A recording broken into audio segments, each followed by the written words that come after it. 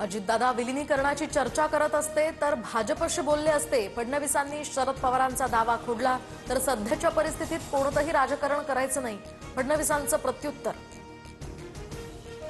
दादांना स्वगृही जायचं असेल तर फडणवीसांशी चर्चा करायची काय गरज? फडणवीसांसोबत प्रत्येक गोष्टीची चर्चा होतेच असं नाही, राऊतांचंही वक्तव्य. दोन्ही राष्ट्रवादी एकत्र येऊ नये हा कट शिजला आणि ठिणगी पडली. वडेट्टीवारांच्या वक्तव्याचा नेमका अर्थ काय? तर डीसीएम पद संवैधानिक नाही, त्यामुळे 13व्या नंतर भरता आलं असतं. शपथविधीवर सुद्धा टीका.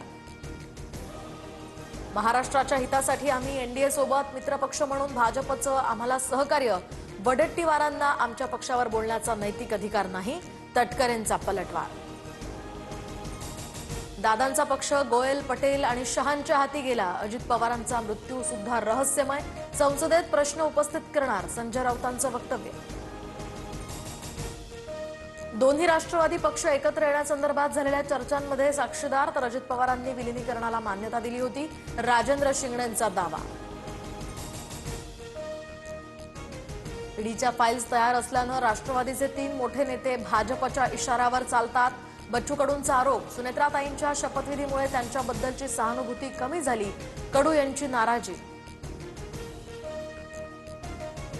तर सुत्तं काय येतं आणि जातं, राजकारण थांबवून कसं चालेल?